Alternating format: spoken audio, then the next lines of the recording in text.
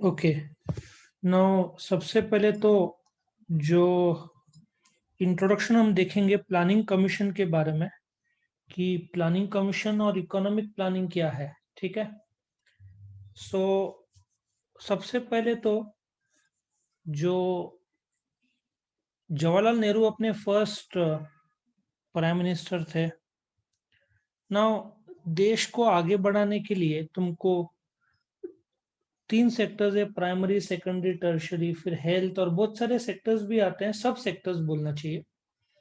उसको डेवलपमेंट के लिए तुमको विदा बिना प्लान के किया तो चांसेस ऑफ सक्सेस बहुत कम रहता है। तो under the prime ministership of Jawaharlal Nehru, government ने डिसाइड किया कि प्लानिंग कमीशन सेटअप करना है। तो 1950, एक्चुअली इधर डेट नहीं दी एग्जैक्ट, मैं डेट भी बोल दूं, 15 मार्च 1950 को जो गवर्नमेंट ऑफ इंडिया ने प्लानिंग कमीशन एस्टेब्लिश कर दिया। प्लानिंग कमीशन अगले 5 साल का प्लान करता है, और उसके चेयरमैन जो है ऑटोमेटिक जो देश के प्राइम मिनिस्टर होंगे वो होंगे। और प्लानिंग कमीशन में जो लोग काम करेंगे वो एक्सपर्ट्स होंगे, बैंकिंग, फिनेंस, इंडस्ट्री, उस एरिया के। ठीक है ना। सो गवर्नमेंट ने प्लानिंग कमीशन एस्टेब्लिश किया 15 मार्च 1950 को, with the intention to lay down the planning for the India या फॉर द कंट्री। तो प्लानिंग कमीशन का मेन काम था इकोनॉमिक प्लानिंग करना। ठीक है ना।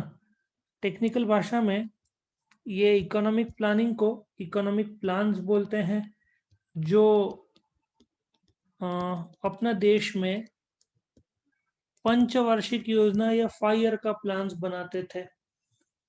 कुछ लोग, कुछ कंट्रीज एक या दो, कुछ कंट्रीज चार, ऐसे अलग अलग टाइम फ्रेम के प्लान्स बनाते हैं।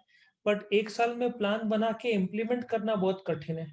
10 साल में काफी बदलाव होते हैं, तो 5 ईयर वैसे तो आइडियल टाइम माना जाता है। So what is economic planning? So सबसे पहले तो तुम जब आंसर लिखोगे तो तुम, एक मिनट में इसको थोड़ा सा और पीछे कर लूँ। हाँ, ये तुम्हारा ए इंट्रोडक्शन होगा आंसर में। ठीक है ना। ये ए इंट्रोडक्शन होगा, ए इंट्रोडक्शन, और ये बी मीनिंग होगा, और सी डेफिनेशन होगा। ये, इसको डेफिनेशन तुम बोलोगे। ठीक है ना। तो इस प्रकार से एबीसी फॉर्म में तुम्हारा आंसर होगा। सो मीनिंग क्या है कि इकोनॉमिक प्लानिंग एक टाइम बाउंड, मैंने ऑलरेडी बता दिया, टाइम बाउंड इज 5 ईयर्स का टाइम बनाते थे। कोई भी प्लानिंग बिना ऑब्जेक्टिव्स के बनता नहीं है। नॉर्मल ऑब्जेक्टिव क्या रहेगा कोई भी 5 ईयर प्लान का, कि इकोनॉमिक ग्रोथ होवे, एग्रीकल्चर बढ़े, इंडस्ट्री बढ़े, सर्विस सेक्टर बढ़े, गरीबी कम हो, बेरोजगारी कम हो। ये स्टैंडर्ड सबके ऑब्जेक्टिव्स रहते हैं। सो अकॉर्डिंग टू ये डेफिनेशन आएगा, economic planning is the making of major economic decision, कि व्हाट क्या बनाना है, कब बनाना है, कैसे बनाना है, किस जगह बनाना है, और किसको डिसीजन मेकिंग अथॉरिटी, या बोलते हैं ना, कौन अथॉरिटी जवाब देगा, डिसाइड करेगा, कौन काम करेगा मतलब इन शॉर्ट इकोनॉमिक डिसीजन है जो पैसों के संदर्भ में है। इन शॉर्ट कौन बनाएगा, कैसे बनाएगा, कहाँ बनाएगा, कब बनाएगा, किसके थ्रू बनाएगा, डिसीजन मेकिंग अथॉरिटी कौन होगा। So in short, considering economy as a whole. Economy मतलब वो जगह जहाँ पे इकोनॉमिक एक्टिविटी, मतलब प्रोडक्शन और डिस्ट्रीब्यूशन, दैट इज मनी का एक्टिविटी होता हो। इंडिया को एक पूरा इकोनॉमी बोल सकते हैं। नासिक भी एक इकोनॉमी है, लेकिन स्टैंडर्ड भाषा में इकोनॉमिक्स में जब भी इकोनॉमी बोलते हैं तो normally it is the country. ठीक है ना।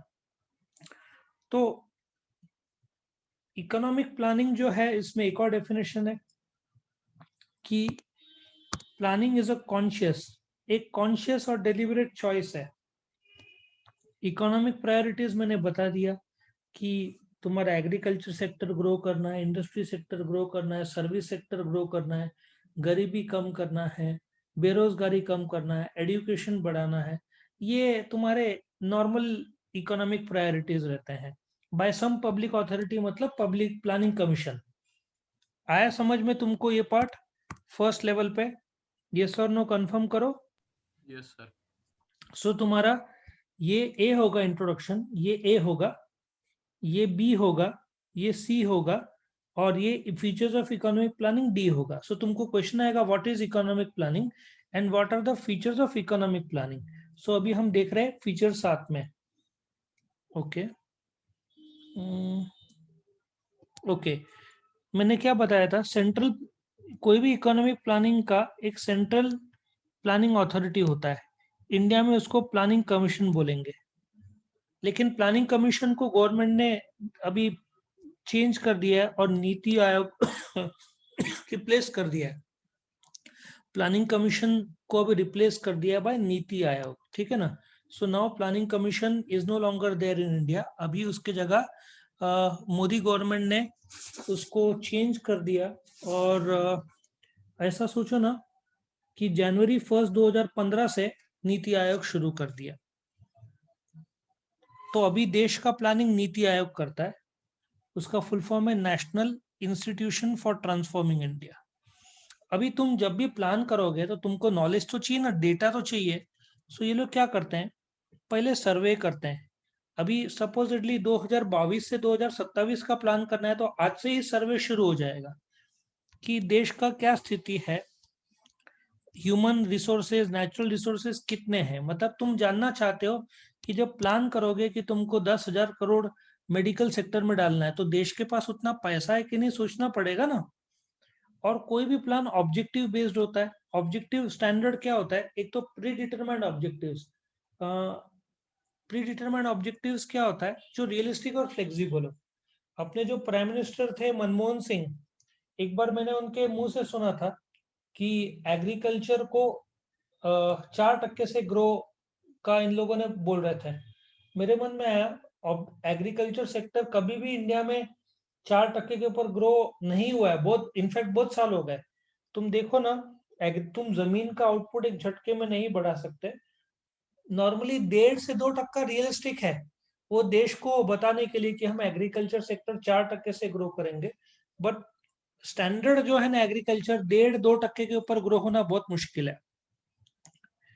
नेक्स्ट, सालाना बात कर रहा हूँ ऑब्जेक्टिव्स की। एग्रीकल्चर 100 रुपए था पिछले साल, तो इस साल 102 होगा, 2% ज्यादा।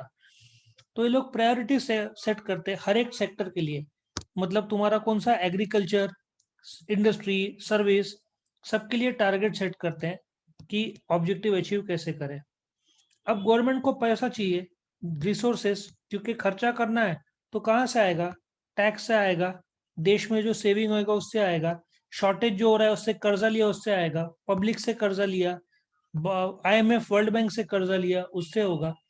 लेकिन कर्जा ले लेके ना ब्याज का, जैसे पाकिस्तान का हालत हो गया है कि उन लोग को इंटरेस्ट पे करने के लिए भी लोन लेना पड़ रहा है।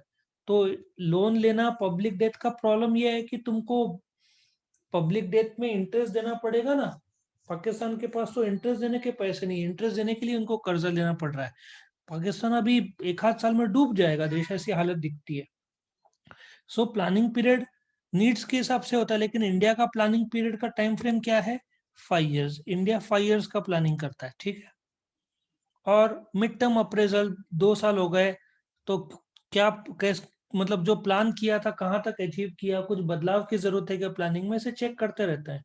और कंटिन्यूस प्रोसेस है, तुम जो 5 ईयर प्लानिंग खत्म करते हो उसके बाद नेक्स्ट प्लान शुरू करते हो।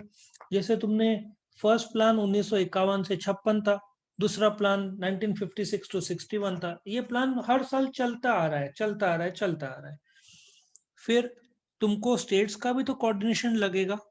इकोनॉमिक प्लानिंग जब करते हो, सेंट्रल गवर्नमेंट पूरे देश के लिए करता है, पूरे देश में स्टेट्स है, तुमको स्टेट्स का सपोर्ट लगेगा ना, तब जाकर प्लानिंग सक्सेसफुल होगा। और फ्लेक्सिबिलिटी रखना पड़ेगा। अब जैसे तुमने सोचा, अपने गवर्नमेंट ने सोचा भी नहीं होगा कि डिजिटल इंडिया कोविड की वजह से 4-5 साल पहले हो जाएगा। जो सोचा था डिजिटल करेंगे, लेकिन वो बहुत फास्ट हो गया। आजकल देखो नेट कनेक्शन कितना बोलते हैं ना जरूरी हो गया है। इनफैक्ट अपने जो पार्लियामेंट में जो नेट कनेक्शन है वो शायद 100 के ऊपर जीबीपीएस पे चलता है, 100 या 200 जीबीपीएस का स्पीड वहां पे उन लोगों ने करवाया। सो फ्लेक्सिबिलिटी वक्त के साथ साथ बदलना पड़ता है गवर्नमेंट को, प्लान को भी बदलना पड़ता है। तो फ्लेक्सिबिलिटी रखा है कि हार्डकोर प्लान किया और वैसा का वैसा ही चाहिए, ऐसे कोई जरूरी नहीं है।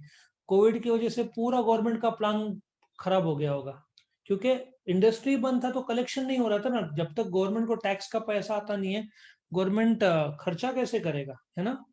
सो ये तुम्हारा फीचर्स ऑफ इकोनॉमिक प्लान था। कोई क्वेश्चन तुमको, सबको क्लियर है, यस और नो कंफर्म करो।